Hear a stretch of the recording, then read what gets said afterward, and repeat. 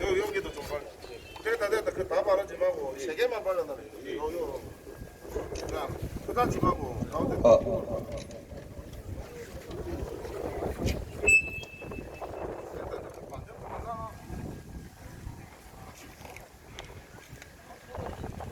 자, 이 빨간 붓들도 이 차이를 보시면 알지만 이 세 개입니다. 지금 거품 밀라는 거 보이시죠? 여기 있어대네.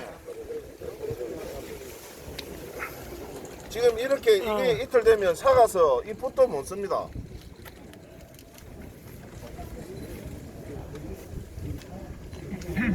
지금 이게 바르면 이런 형태로 지금 변합니다.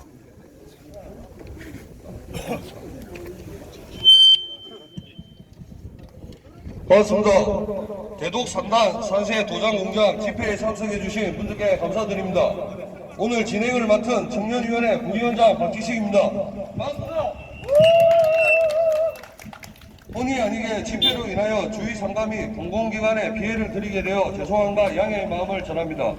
인사 말씀에 앞서 대독 3단 산세 도장의 일부에 관한 위험성을 시연을 보여드린 후 현장 경험자의 참석이 안 되어 집필 대변하겠습니다. 반갑습니다.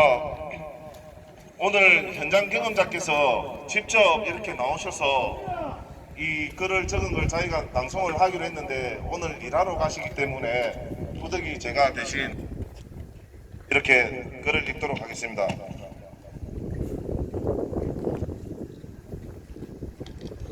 안녕하십니까. 저는 고성군에서 나고 자라 지금까지 고성군에 거주하고 일을 하는 청년입니다. 앞으로 10년, 20년 그보다 더 오랫동안 고성에서 자리 잡고 고성에서 살아가야 하기에 이번 대독 3단 도장 공장 인허가 관련하여 더 두고 볼 수 없어 용기 내어 이 자리에 서게 되었습니다. 분명 앞으로 고성군이 발전하고 인구 절벽에서 벗어나기 위해선 일자리 창출과 더불어 기업 유치가 필요한 건 사실입니다.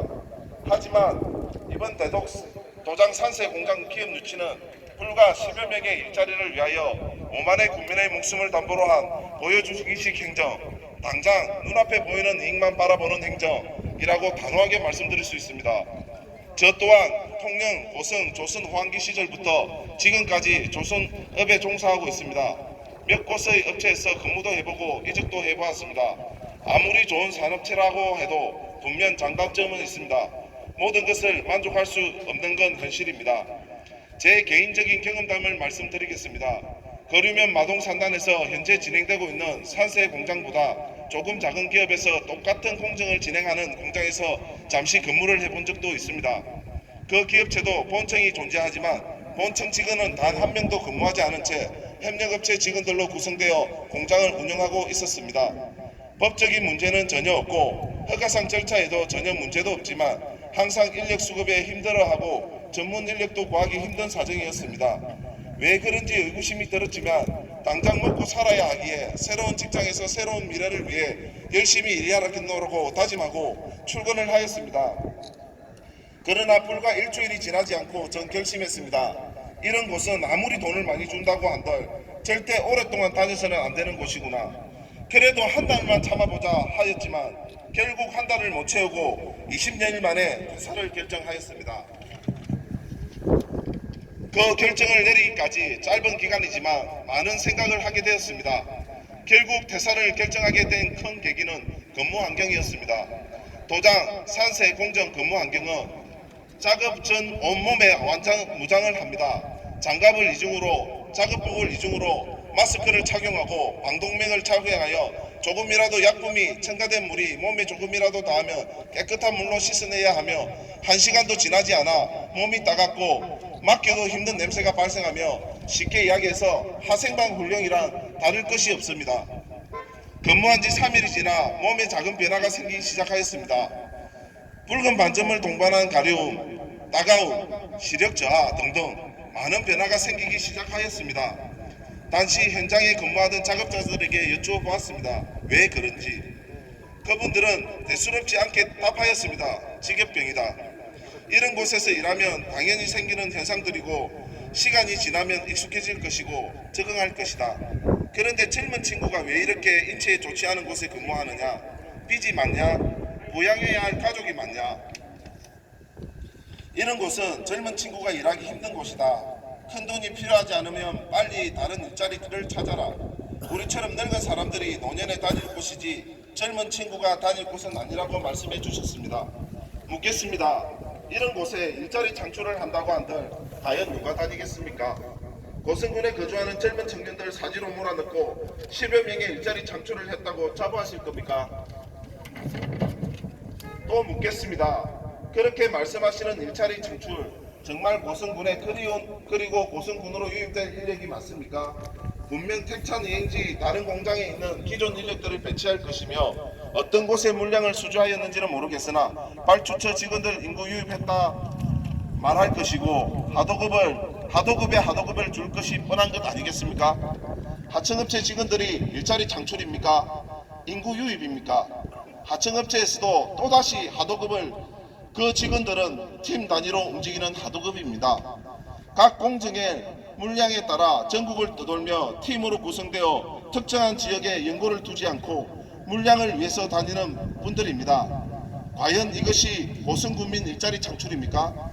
혹시라도 만에 하나 사고라도 난다면 하청업체의 가실이다. 본청이 관리할 수 있는 부분이 극히 작다. 이를 예방하기 위해 많은 노력은 하였지만 하청업체에서 부주의로 일어난 사고라 하고 변명하실 게 뻔하지 않습니까?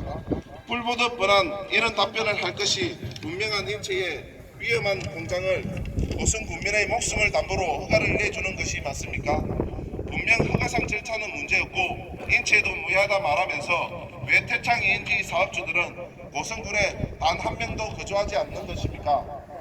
저는 전문 지식인도 행정 절차도 법도 잘 모르겠습니다.